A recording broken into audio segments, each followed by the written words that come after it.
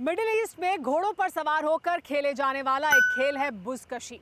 फारसी के शब्द का मतलब होता है बकरी खींचना। अफगानिस्तान में बुज़कशी बहुत लोकप्रिय है, जहां एक बकरी के लिए दो घुड़सवारों में भिड़ंत होती है। दुनिया की सुपर पावर और कई देश अफगानिस्तान के साथ बुज़कशी का खेल खेलते रहे हैं। कभी रूस तो कभी अमेरिका, कभी ईरान तो कभी पाकिस्तान। ऐसे देशों की कमी नहीं है जो अफगानिस्तान को अपने मतलब के लिए साधने की कोशिश करते रहे हैं। लेकिन हद तो तब हो गई जब तालिबान वजूद में आया। अफगानिस्तान में युद्ध के दौरान जितने भी तजर्बे किए जा सकते हैं वो सभी आजमाए जा चुके हैं, लेकिन ये मुल्क और इसके दामन पर बारूदी जो निशानियां हैं वो अब तक मिट नहीं रही हैं। टेली सीरीज के इस एपिसोड में देखिए buzkashi, focal point of South Asia.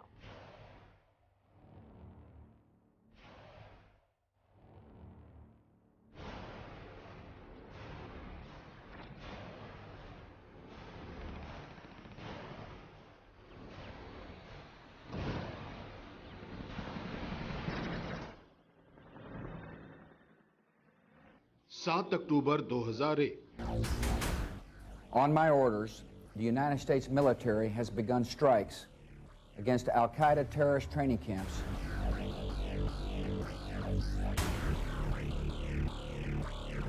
World trade centre attack के बाद युद्ध तय था, लेकिन इतनी जल्दबाजी में युद्ध छेड़ने की भूल अमेरिकी प्रेसिडेंट जॉर्ज बुश को बहुत भारी पड़ी।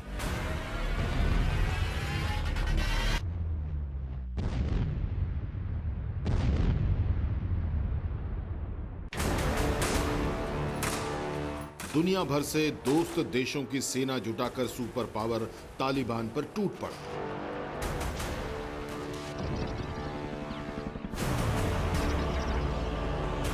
पहले हमले में अमेरिका ने B-2 बॉम्बर और स्टील फाइटर जेट उड़ा दिए।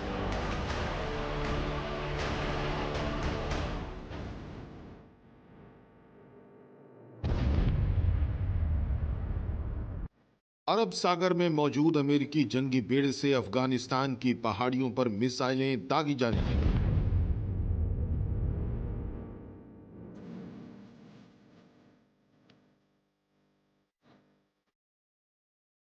तालिबान अमेरिका युद्ध में अफगानिस्तान तबाह होने लगा। अल-कायदा के आतंकी अड्डे बर्बाद हो गए।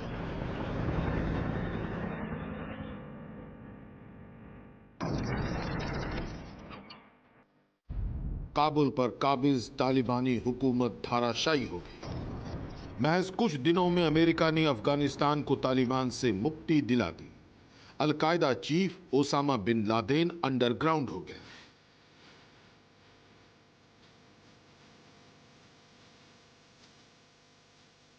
लेकिन यहीं से डायरेक्ट युद्ध में ट्विस्ट आ गया।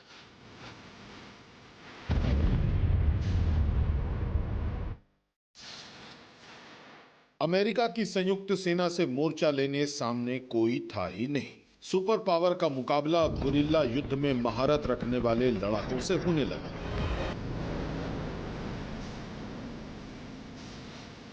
जो सफेद खो पहाड़ियों से अचानक निकलते, हमला करते और बीहड़ में गुम हो जाते।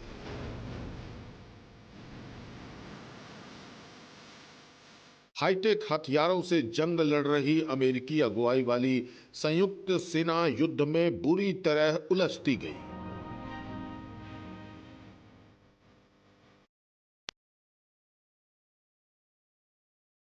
तालिबानी लड़ाकों ने नई रणनीति से सुपर पावर को छकाए रखा। जिस युद्ध को अमेरिका कुछ ही दिन या महीने की मानकर चल रहा था, वो बरसों लंबा खिंचने लगा। तालिबानी लड़ाकों के दोबारा मजबूत होते ही विदेशी ताकत मददगार बन गई।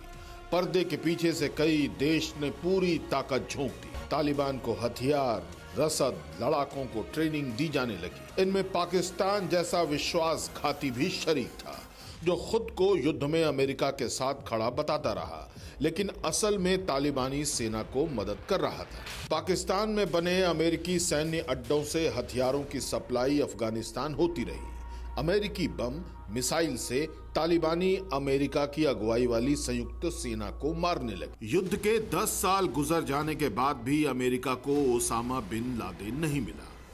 2 मई 2011 को ओसामा की खबर लगी।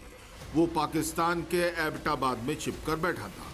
अमेरिकी कमांडो ने आतंकी आका को उसकी हवेली में घुसकर मार गिराया, लेकिन लादेन की मौत से अफगान युद्ध पर कोई फर्क नहीं पड़ा। लड़ाई पहले से भीषण होती गई।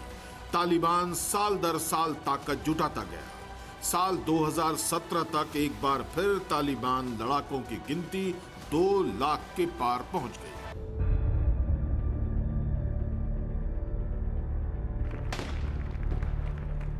उधर अमेरिका में प्रेसिडेंट डोनाल्ड ट्रंप की ताजपोशी हुई।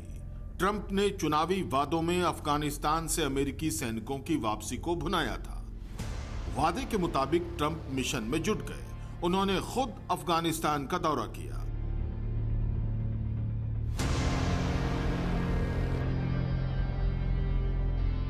अमेरिकी सोल्जर की जल्द वतन वापसी का भरोसा दिया। धीरे धीरे अमेरिकी सेना अफगानिस्तान से लौटने लगी।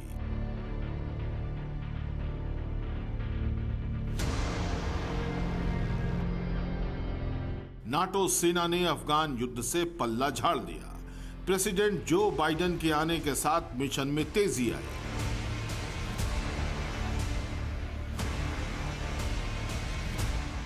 ग्यारह सितंबर 2021 की तारीख को अमेरिका अफगानिस्तान को खाली कर देगा, जबकि प्रेसिडेंट जो बाइडेन ने अफगानिस्तान के राष्ट्रपति को दिलासा दिया है कि वो अब भी अफगानिस्तान के साथ है। The partnership between Afghanistan and the United States is not ending. It's going to be sustained, and our troops may be leaving, but support for Afghanistan is not ending. Afghans are going to have to decide their future, what they want, but it won't be for lack of us being helped. ऐसे ही एक वादे पर पहले भी अफगानिस्तान मारा गया। तब रूस ने वादा किया था।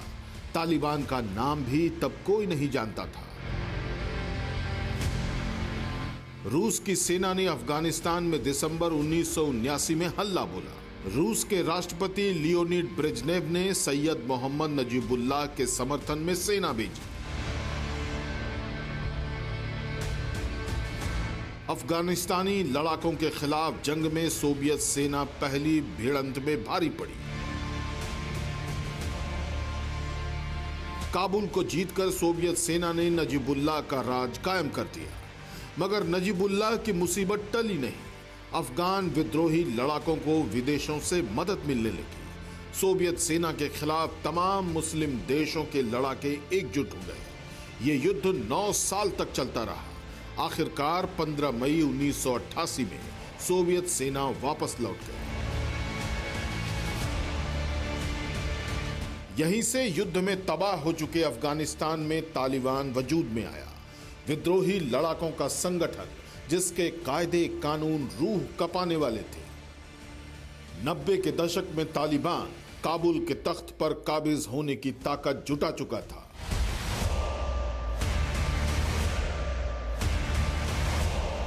सत्ताईस सितंबर 1996 को अफगानिस्तान के राष्ट्रपति मोहम्मद नजीबुल्लाह को सरेआम सूली पर टांगकर तालिबानी लड़ाकों ने अपने इरादे जाहिर कर दिए।